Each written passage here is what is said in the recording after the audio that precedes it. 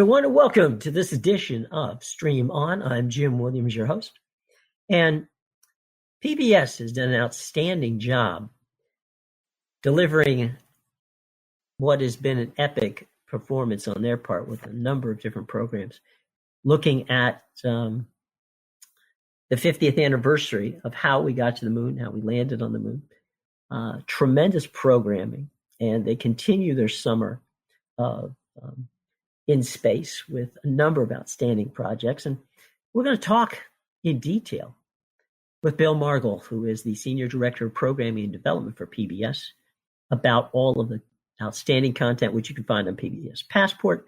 And of course, you can find it on your local PBS station. But we highly recommend that you subscribe to PBS Passport if you don't already have it, because frankly, you'll be able to look at all of the content, both digital as well as all the wonderful stuff that aired on your local PBS channel, okay?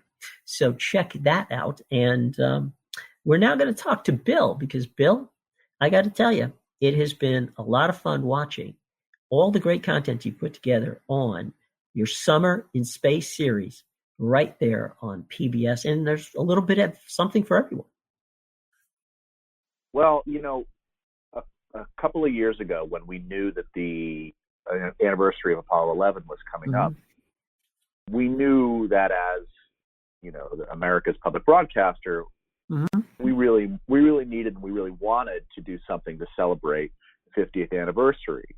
And so we were looking at a number of different projects, and this idea started bubbling up to the surface of, well, obviously we should celebrate Apollo 11 and look back on the 50th anniversary, but we should also be looking at the broader idea of space and exploration and science. And we had a number of projects, and they all sort of seemed to come together on a timeline all around the same time. And we said, well, why don't we build this summer of space that is around, it celebrates Apollo 11.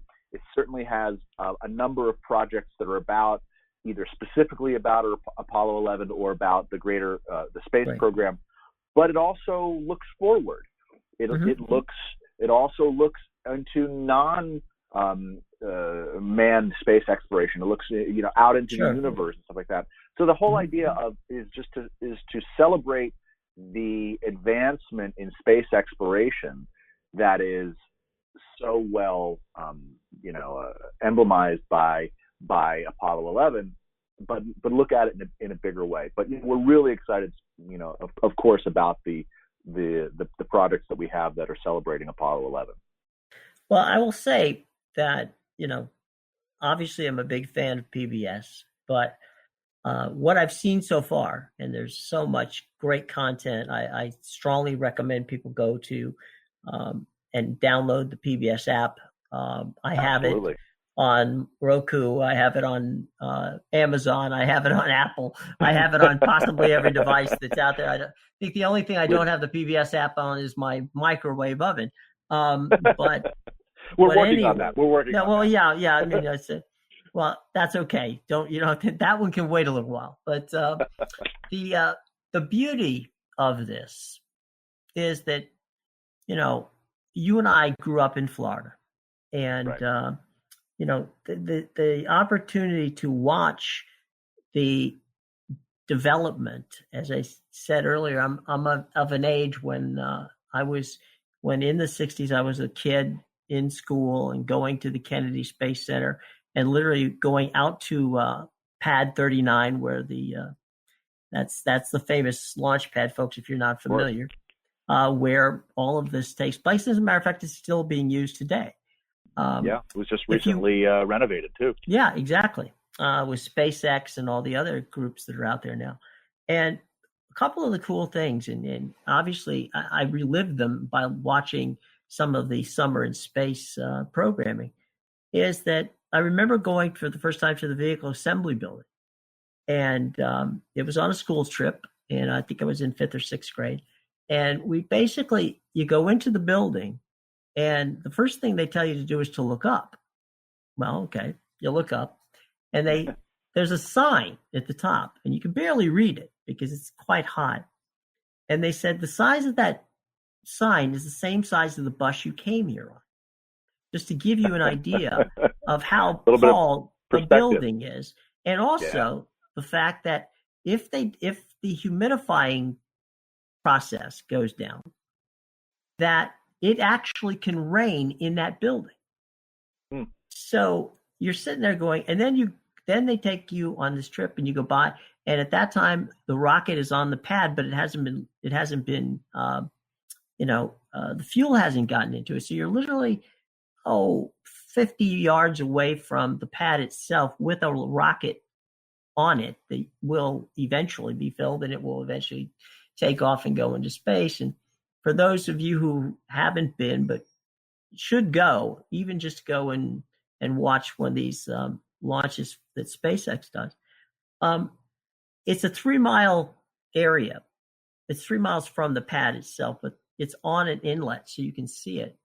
And when that thing takes off, the ground around you shakes much like it did in California a couple of weeks ago.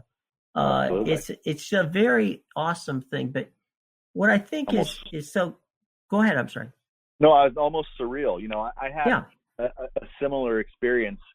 Well, I got a chance to go out to Johnson Space Center. We were doing some shooting out there, out in Houston, and right at the entrance, or one of the entrances, they have a Saturn V lying on its side. It's in a building, and I remember marveling at a couple things. One is that it's lying on its side, and to walk from the command module to the engines took me several minutes.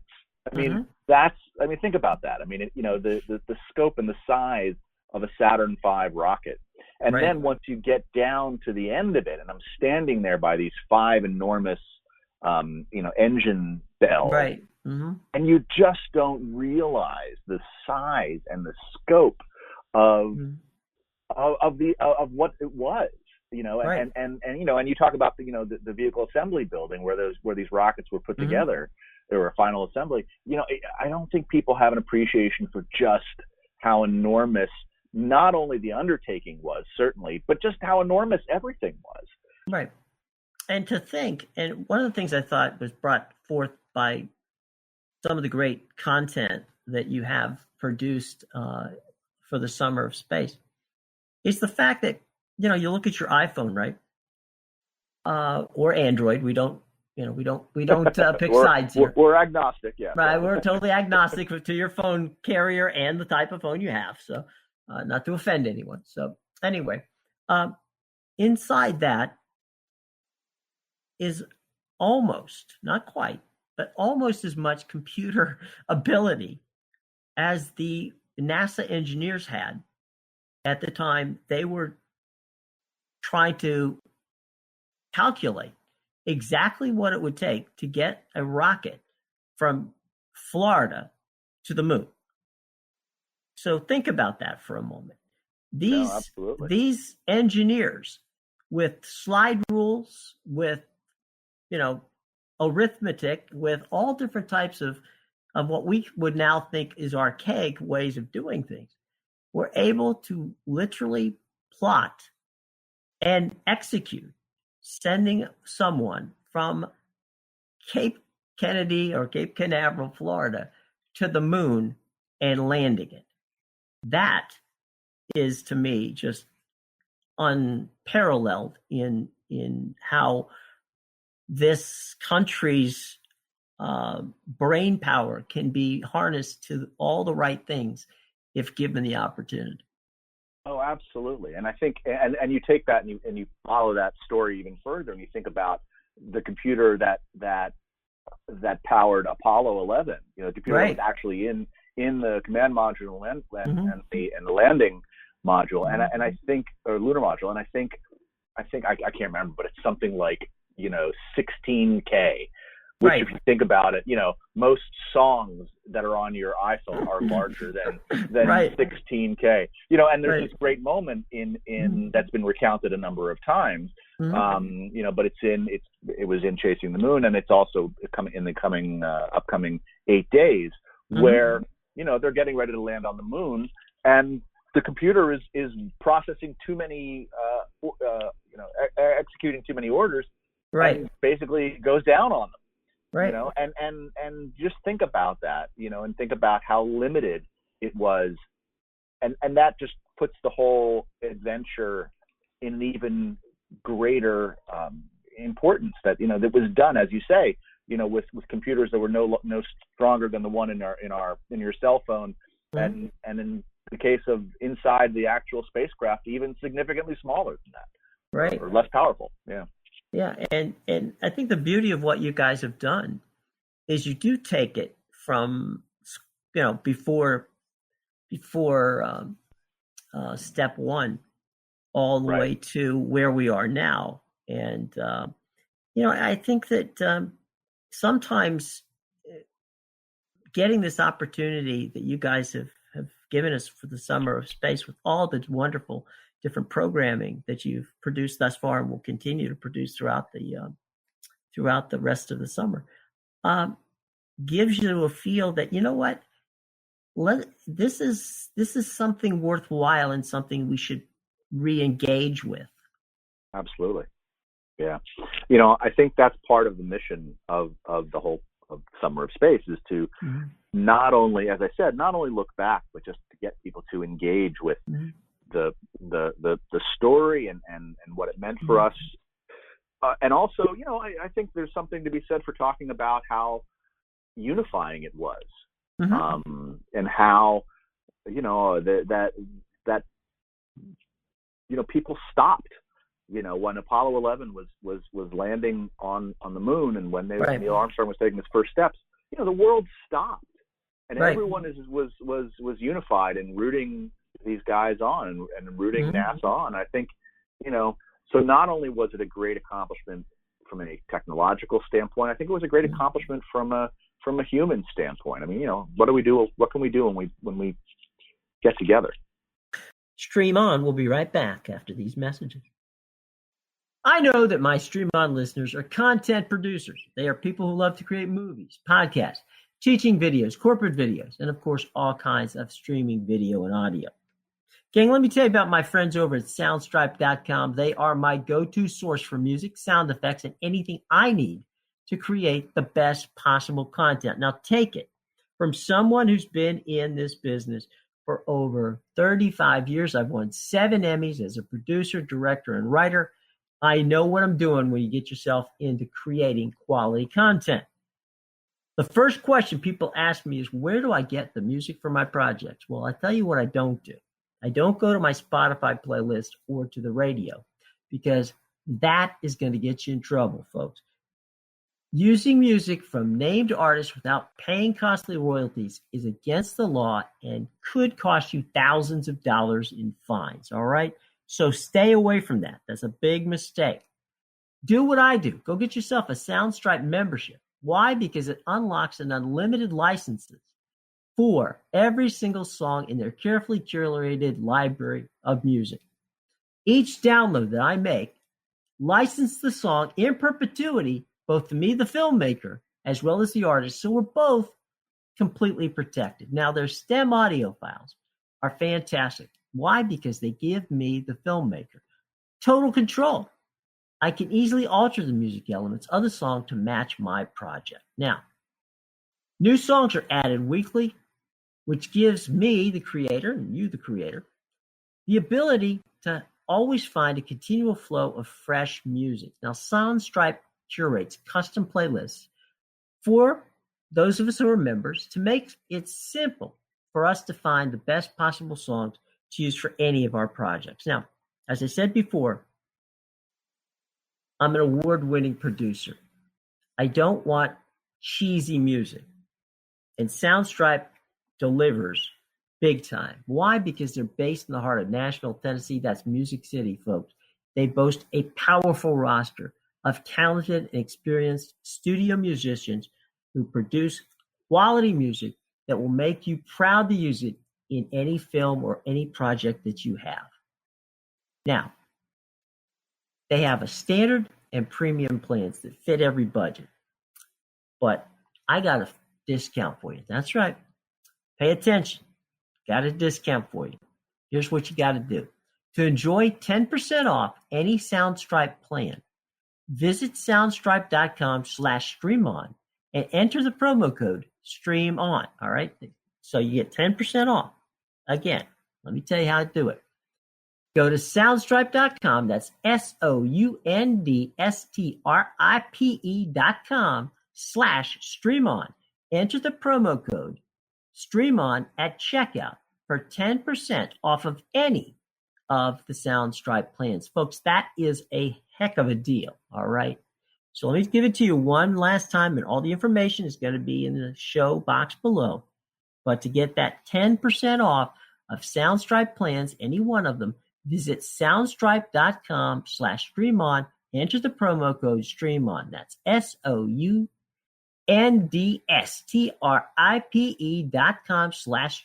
That's soundstripe.com/streamon. Enter the coupon code STREAMON at checkout. Get 10% off any of the wonderful Soundstripe plans. Do it today. You'll be glad you did, and start creating the best possible content you can using soundstripe.com. Welcome back to Stream On. Let's talk about the summer in space with Bill Margol from PBS. Well, and to your point, which I think is a fantastic point, we had people that were involved with NASA that were from a number of different countries. We had tracking stations all around the globe, and there is, of course, the amazing story of how the first television pictures was originally set for Burbank, and they had a meltdown in Burbank, and it ended up coming through Australia. And so the first pictures came through through a substation that was in Australia, where NASA engineers were heavily involved, and so it was actually a worldwide collaborative effort that got this thing done. And if it weren't for that station in Sydney, we probably never would have seen those first steps on the moon. Absolutely. So it was an amazing thing. Dick Hall, wonderful guy. Strongly recommend anybody to read his stuff. Dick, good friend of the podcast here. Dick was the engineer in Australia and does a wonderful job of recounting the frantic, moments, because we're talking about a ridiculous time differential between Sydney, or the Sydney area, and the Johnson Space Center that you just talked about. What, again, communications wasn't as easy to come by, and you're now transmitting pictures via under the Pacific Ocean to get it to uplink it to, so that people could actually see it. And it was a collaborative effort, exactly what you say. It's why the world stopped, is because the world actually was involved. No, absolutely. Absolutely. And I think that's something to be proud of, and for us to look to emulate these days. Absolutely. And now let's talk about some of the programs. You, of course, have seen them all. So let's probably more than once, I would assume. Some of them multiple times. Let's talk about some of your favorites. Some of the things, some of the programs. As we're going to have all this is going to go into a column. You're going to have all the listings we'll have in our show box as well as in the column. So you're not going to give us any spoiler alerts. We pretty much know how it ended. But but do you? But do you? Right? Yes. You think? Okay. So basically, he's going to tell us the end, folks. It actually took place in Arizona, and he's going to show us the studio where they did it. No. We don't engage with conspiracy theorists. Oh, good. Thank goodness. That's wasted time. Wasted space. There you go. Obviously a number of projects. We're really excited because we have, as I said earlier, brought together a number of really interesting and sort of different attacks on the same subject matter. Certainly, obviously, Chasing the Moon premiered this past Monday, right? And Monday, Tuesday, and Wednesday, and that was just stunningly gorgeous, and it will be repeating, in several times throughout the summer. So, obviously check your local listings to see how it'll be repeating. Coming up, one of the ones I'm really excited about on the 17th, with next week at 9 p.m. Eastern, is 8 Days to the Moon and Back, which was a co-production we did with our friends at the BBC, and that one is just, I'm particularly proud of that one because it takes the journey, this 8-day journey to the moon, out to the moon and back, a journey of, I think out and back, it's close to 499,000 miles or something like that. And it puts you in the spacecraft with Neil Armstrong and Buzz Aldrin and Michael Collins. And the way we did that was there were recordings that were made of the astronauts' conversations. There was several what they call loops. There was a air, they call air to ground, but obviously there was no air. They're in space. An air to ground loop that went from Apollo 11 back to Houston. And then there was also sort of an internal loop of conversations amongst the astronauts themselves on board Apollo 11. And those conversations were both very, sometimes perfunctory and very businesslike, and sometimes they were full of emotion and wonder and curiosity of their journey. But the thing we were facing was, well, first of all, a lot of people had never heard this audio, but of course it was just that, it was just audio. So how do you translate that? So we created 8 days out of several elements. Certainly there's a lot of amazing archive in it. There's a lot of amazing news archive in it, as Walter Cronkite practically narrates the journey out and back.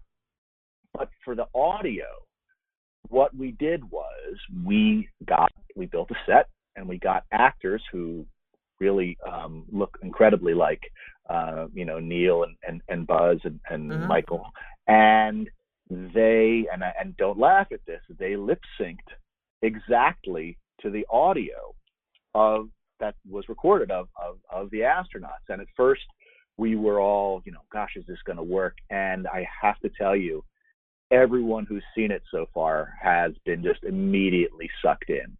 And you forget that you're watching actors because you're still hearing the words of the actual recordings of the three astronauts. And it reveals a sense of, a part of the journey that I don't think we've ever really experienced before.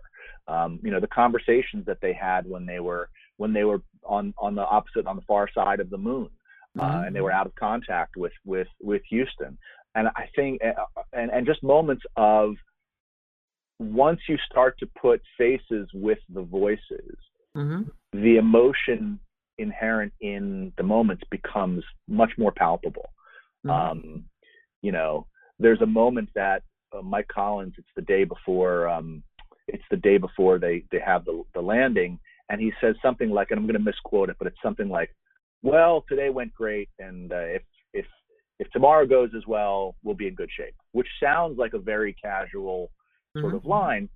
But when you see it in context, you realize he's talking to Neil and Buzz in a way that's, well, tomorrow is going to be great. And it's sort of building up their confidence and trying to dispel any fear that they have of what lies ahead.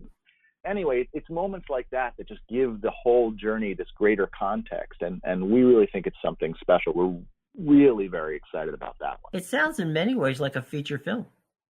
It does. It feels like a feature film. Our colleagues at the BBC, who we produced this with, did a, no pun intended, stellar job of pulling this together, and it just looks and feels gorgeous. There's no narration, so the story isn't interrupted by some narrator telling you here's what happened next. Right. We let the astronauts tell the story, and you're in the fourth seat, if there was a fourth seat, aboard the spacecraft the whole time. So it's really something special. I'm looking forward to it because Collins is a guy who in some ways gets forgotten. But Collins is a guy who, is the pilot.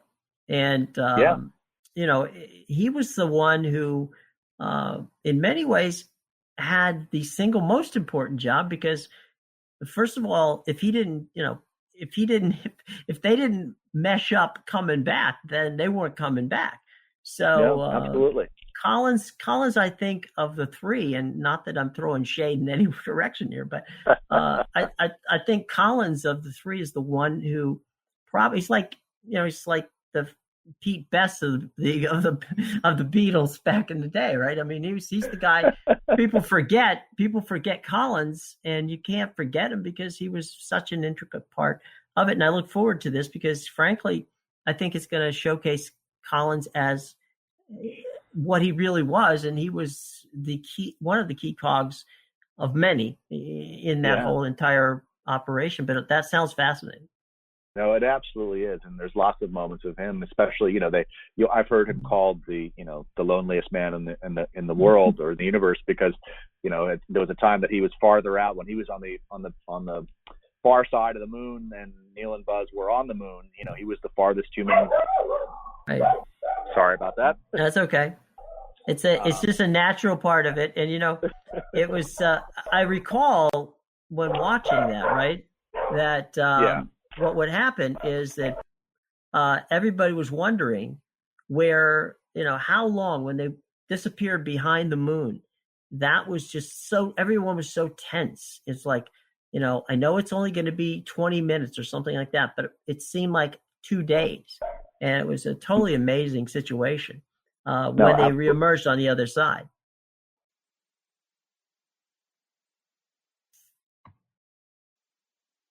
Blair? Yeah. I'm sorry. Yeah, for some reason the mute went on there. Anyway, absolutely. And I think the fact that, and the funny thing is that he's actually said, well, he didn't feel like the loneliest man, right, in the universe because he was in contact with them. And there are great moments that you can tell on the recordings and that we have in the show where he's experiencing what Neil and Buzz are going through vicariously, by listening to them. Right. And the funny thing is that he was the one person who couldn't see the landing. Right. All he could do was listen to it. So right. I agree. His story is undertold and is a great story. Well, I think that's in what you've done with those audio archives, and I'm looking so forward to it, is through your friends at the BBC, who many of whom are friends of ours. They're BBC's always here on the podcast from time to time. Is that in the story being told? I think Collins is actually going to get his day in the sun. Yeah, absolutely, and I love the fact that he's still around. Yeah, Buzz are still around, and I've seen Michael Collins is going to be at several events here in DC over the next couple of weeks, and he's still out there, and he's still saying why this is important. And also he wasn't a typical astronaut. While they were all amazing. They were all amazing pilots, and certainly Buzz was well renowned for his scientific rigor. Collins was a little more emotive and emotional, and maybe in touch with the non-test pilot side of his personality. So it's always interesting hearing his perspective as compared to the interviews with Neil, who tends to be very matter of fact and no less enthralling, but very taking it in stride. And it's in a measured tone, and Buzz, who always will be Buzz, right? It's always interesting to hear Michael Collins' perspective because I think it's a unique one amongst the three. Yeah, absolutely. And let's talk about now the summer. We've already kicked it off. We've already had 2 outstanding series launched, but man, there's a ton of stuff still coming. Yeah, so like I said, 8 days. The premiere is July 17th at 9 p.m. There's some great Nova specials, our long-running series. Nova is doing Back to the Moon, which I think premiered last night. And then they've got a 5-part series coming up called The Planets, which premieres on July 24th, which, as I had said earlier in our conversation, not everything in the summer is about Apollo 11. This is an amazing tour of with an up close look of the worlds that make up our solar system. The dark side of Pluto and incredible vistas on Mars, Saturn, and each one of the episodes personifies each of the planets in an amazing way. I mean, I've never seen them visualized. Obviously, it's a combination of incredible CGI plus images that have been taken from the various explorations and satellites that have gone out to planets. So it's really an incredibly beautiful journey. And we're really excited about that one. Look, that's also a co-production between Nova and our friends at the BBC. So a great pairing there. Nova, the folks at Nova are great storytellers, as are the folks at BBC. So we were really excited that they could work together on that one.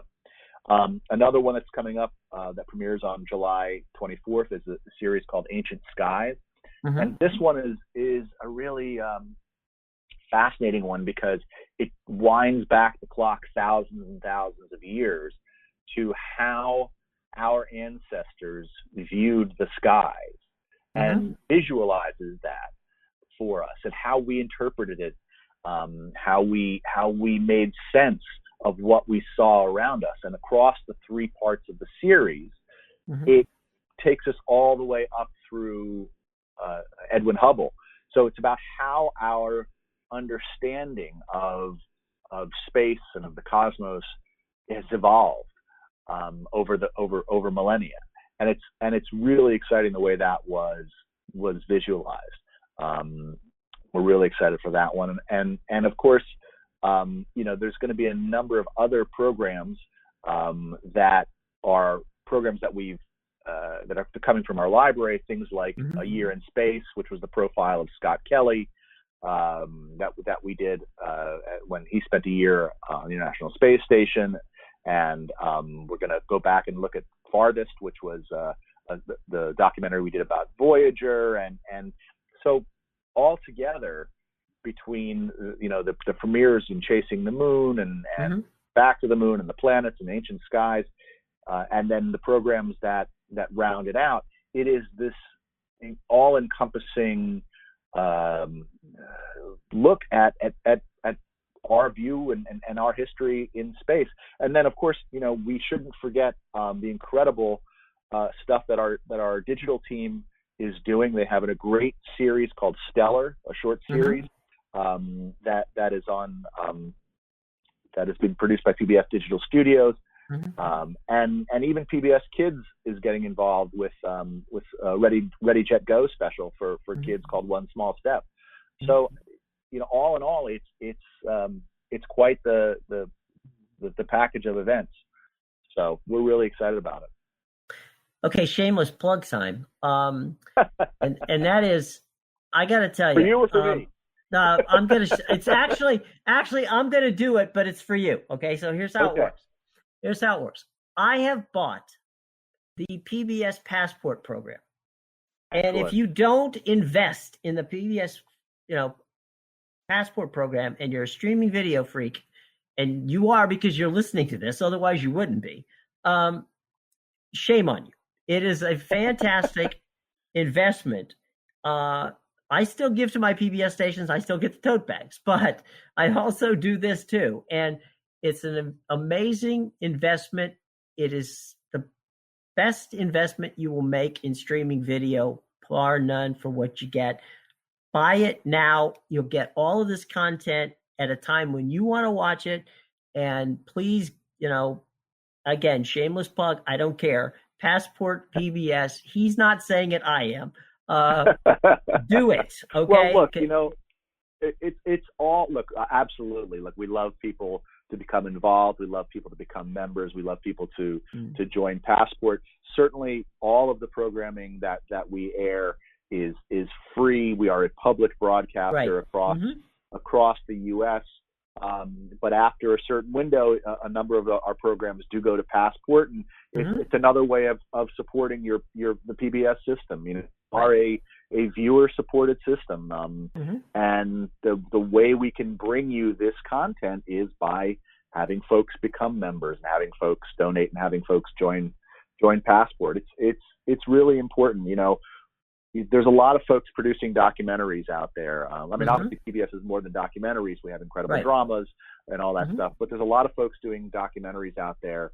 But the sheer number of incredible documentary hours that are on PBS, whether that's the Summer of Space, like we've been talking about, or across Independent Lens or POV, or any one of other, you know, of the hundreds of documentaries we're producing, you know, we really are the home of documentary filmmaking, and we're really excited to be able to bring it to folks, you know, without charging them. That's part of who PBS is. Right. And of course, as you say, you know, if they want to access it over a longer period of time, you know, we would love for folks to check out PBS Passport. So.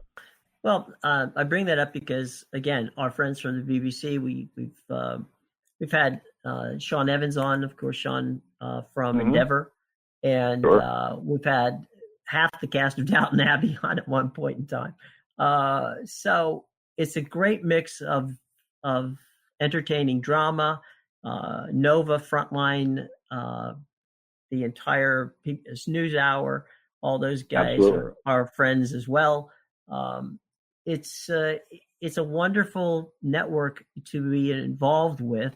It's another one that, as I said, from a streaming video side, our folks subscribe to Netflix, they subscribe to Hulu, they subscribe to Acorn, BBC's BritBox, any number of different subscription services. If you're going to buy one that the entire family is going to get involved with, you know, spend your money on PBS's Passport program. As I said before, shameless plug on my part. If it benefits PBS on the other side, that's cool too. But it's just a good investment. Well, thank you. We appreciate you saying that. That wasn't the intent of coming on the podcast, but always take the plug. I said it. It's a shameless plug for me. You had nothing to do with it. Totally on my part. Well, look. Go ahead.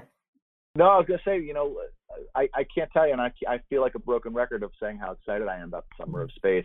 It's near and dear to my heart. I've been a space geek for a long time, and when this came up, I just knew that it was an incredible collection of programs, and I've been so excited to work on it. It's been a dream come true. I've gotten to do things involved in these productions that I never thought I'd have the opportunity to. You know, I got a chance to go sit in the Apollo mission control and punch buttons while we were shooting interviews, and just, you know, I can't say it enough how people need to really understand how amazing these undertakings were. You know, the Apollo 11 certainly, but not just Apollo 11.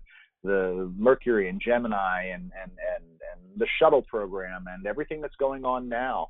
I think we need to fall back in love with the stars, and hopefully Summer of Space will push folks a little bit along the way to do that. Special thanks to Bill Margol of PBS joining us. And by all means, check out their series, The Summer in Space, plus all the fun stuff that's coming up this fall, including the Ken Burns documentary on country music. Highly recommend. Okay? All right, we'll be back with more Stream On right after these messages. Life is about making decisions. At BMW I, we decided it was time to reinvent the car from the ground up, making sure we were open for truly innovative ideas. We decided that the car we wanted must be electric, and it should be made of extremely light and super strong carbon fiber. And finally, we decided to make it more intelligent and added our promise of incomparable driving pleasure. We made all these decisions to offer you a choice. The all-electric BMW i3.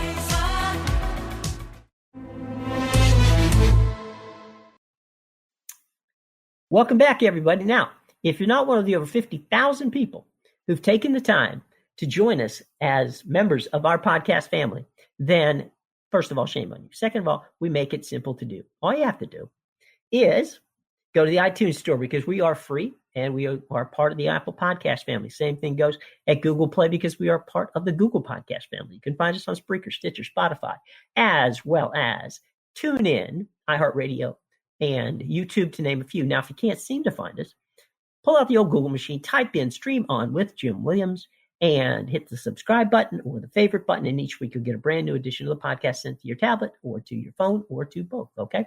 Now, if you have an assistant device like Alexa or Google or any of the Apple products, which you enter the name of Siri, all you have to do is say, hey, Siri, or Google or Alexa, please play the latest edition of Stream On with Jim Williams, and they will do it for you, okay? Simple enough. Please go out and subscribe today. Special thanks to our guest, Bill Margol, who is the Senior Director of Programming and Development for PBS, the man in charge of the outstanding Summer in Space series that PBS has been putting out there all summer long. Highly recommend you check out all of the content on PBS Passport. It's a great app to have. And by all means, look forward to the Ken Burns series, which are coming this fall, which is a Ken Burns documentary on country music. Should be outstanding. So thanks for Bill and for PBS for joining us today. All right. Next time, we'll be talking to the folks at the BBC. Some fun stuff coming up this fall, and we'll fill you all in on it as BBC, ITV come to the U.S. on BritBox. And by all means, there's some great stuff coming to BritBox from the BBC. We'll be talking to the gang from London next time on this edition of Stream On. We appreciate you joining us, and the team here is always happy to do what we can to entertain you. We'll be back in 1 week's time with the folks from the BBC. Until then, I'm Jim Williams for the gang here at Stream On. Thanks for joining us, and we'll see you next time.